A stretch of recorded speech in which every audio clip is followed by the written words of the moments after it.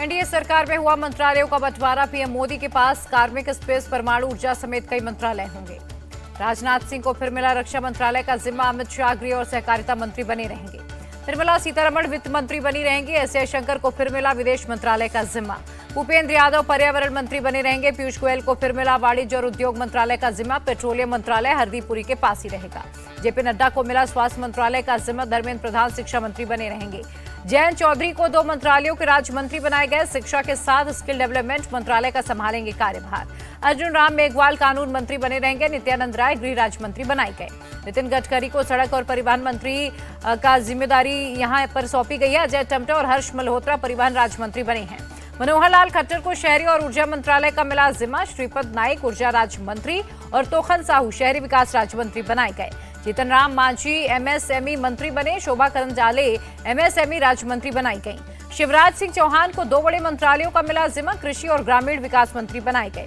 अश्विनी वैष्णव को फिर मिला रेल मंत्रालय का जिम्मा। 7वें सूचना और प्रसारण मंत्रालय भी संभालेंगे।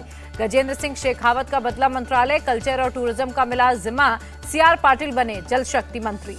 राव इंद्रजीत सिंह और सुरेश गोपी कल्चर और टूरिज्म राज्य मंत्री बनाए गए।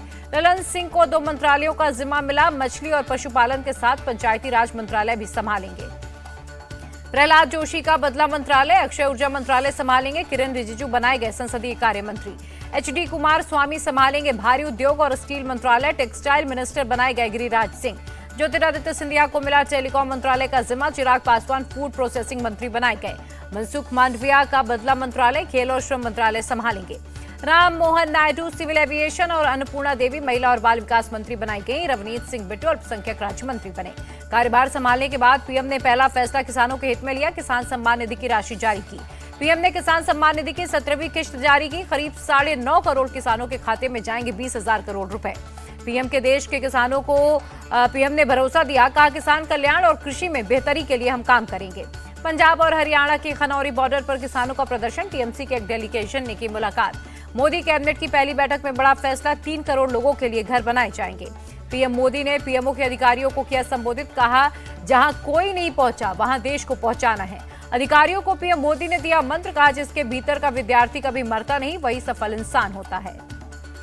18वीं लोकसभा का पहला सत्र 18 या 19 जून से शुरू हो सकता है। नवनिर्वाचित सांसद लेंगे शपथ। राजनाथ सिंह, नितिन गडकरी और अमित शाह से मिले सीएम योगी। केंद्रीय मंत्री बनाए जाने की बधाई दी। केंद्रीय मंत्री धर्मेंद्र प्रधान बोले देश को विकसित बनाने के लिए हम तेजी से काम करेंगे। केंद्रीय मंत्री रामदास अठावले बोले मेरी पार्टी का एक भी सांसद नहीं फिर भी मुझे मंत्री बनाकर सम्मान दिया। हमारी सरकार अर्थव्यवस्था को टॉप 3 में लाने का काम करेगी। केंद्रीय मंत्री बीएल वर्मा का बयान। केंद्रीय मंत्री सतीश चंद्र का बयान। हमारा गठबंधन अटूट है, एक मजबूत सरकार चलाएंगे। केंद्रीय मंत्री राजभूषण चौधरी का बयान। मंत्रियों के साथ बैठक में पीएम ने कहा मेरे पास चेहरा चमकाने की जरूरत नहीं, जनता के लिए काम करते रहें। पीएम मोदी के नेतृत्व में देश का बहुत विकास होगा। छत्तीसगढ़ के सीएम विष्णुदेव साय का दावा। कांग्रेस नेता मणिकम टैगोर का बयान। बिहार विधानसभा चुनाव के बाद केंद्र में सरकार बदली जाएगी। आप नेता सौरभ भारद्वाज बोले जीतन राम मांझी को केंद्रीय मंत्री बनाना दुर्भाग्यपूर्ण, उन्होंने राम को काल्पनिक बताया था। एनसी चीफ फारूक अब्दुल्ला ने जताई उम्मीद पीएम मोदी देश को शांति और समृद्धि की दिशा में लेकर जाएंगे। कांग्रेस नेता पवन खेड़ा बोले कांग्रेस को गाली देने वालों को जनता ने बाहर का रास्ता दिखाया। कांग्रेस सांसद गौरव गोगोई का बयान। लोकतंत्र और संविधान बचाना हमारा आजीवन संकल्प है। पूर्णिया से निर्दलीय सांसद पप्पू यादव बोले मैं कांग्रेस में हूं, कांग्रेस ने मुझे निकाला नहीं है। पप्पू यादव ने तेजस्वी यादव पर निशाना साधा। कहा चुनाव में युवराज जिद कम कर दे तो शायद हम ज्यादा सीटें लाते। यूपी विधानसभा में नेता प्रतिपक्ष के सवाल पर बोले सपा नेता शिवपाल यादव जो जिम्मेदारी मिलेगी मैं निभाऊंगा। असम के सीएम हिमंता बिस्वा शर्मा का दावा। अगले विधानसभा चुनाव में बीजेपी गठबंधन करीब 100 सीटें लाएगा। प्रेम सिंह तमांग ने दूसरी बार सिक्किम सीएम पद के लिए शपथ। 8 सहयोगी मंत्रियों ने भी ली शपथ। प्रेम सिंह तमांग को पीएम मोदी ने दी बधाई। कहा सिक्किम के विकास के लिए मिलकर करेंगे काम। 12 जून को ओडिशा में नई सरकार का होगा शपथ ग्रहण। पीएम मोदी लेंगे हिस्सा। 12 जून को आंध्र सीएम पद की शपथ लेंगे चंद्रबाबू नायडू। अधिकारियों ने कार्यक्रम स्थल का जायजा लिया। महाराष्ट्र विधानसभा चुनाव को लेकर शरद पवार ने रखा लक्ष्य। कहा हम सबकी जिम्मेदारी है नतीजे हमारे पक्ष में हों। शिवसेना यूबीटी की समीक्षा बैठक में फैसला। विधानसभा चुनाव से पहले 2 चरणों में महाराष्ट्र का करेंगे दौरा।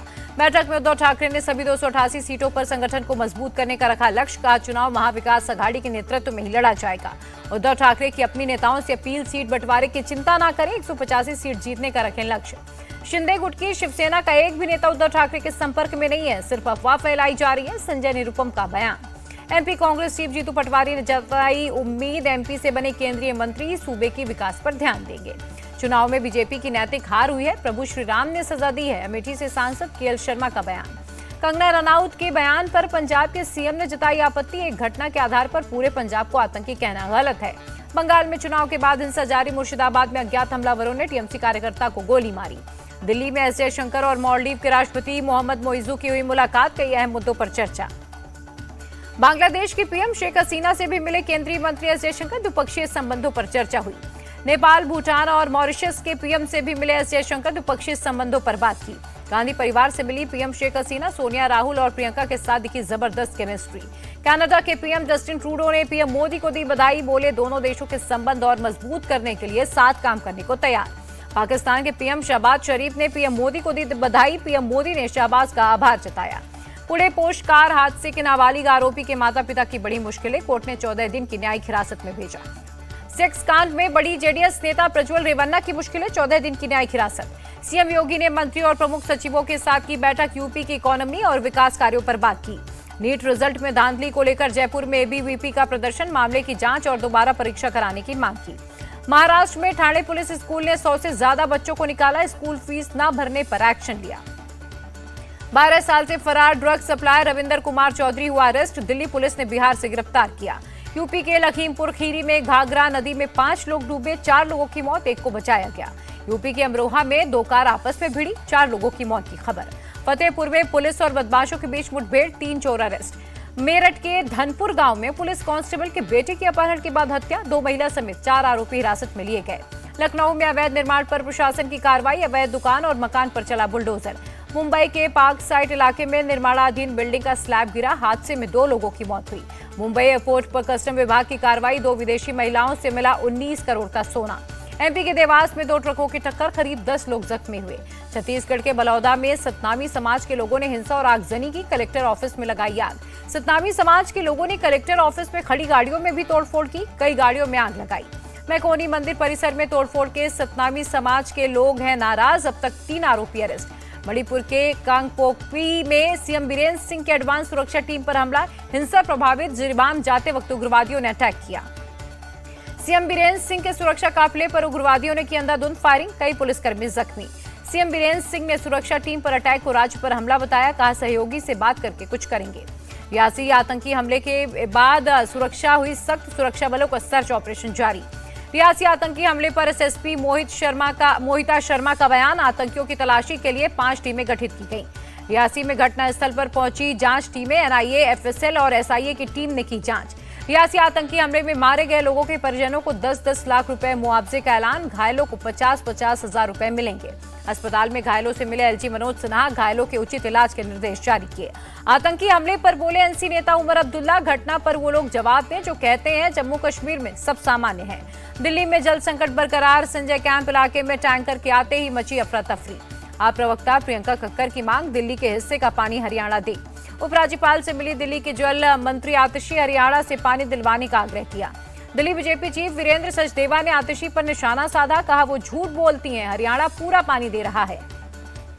कल दिल्ली सचिवालय में मंत्री गोपाल राय ने बुलाई बैठक, पौधारोपण अभियान पर होगी बात। पुणे में बदला मौसम का मिजाज, कई इलाकों में हुई भारी बारिश। राजस्थान के उदयपुर में हुई झमाझम बारिश, लोगों को गर्मी से थोड़ी राहत मिली।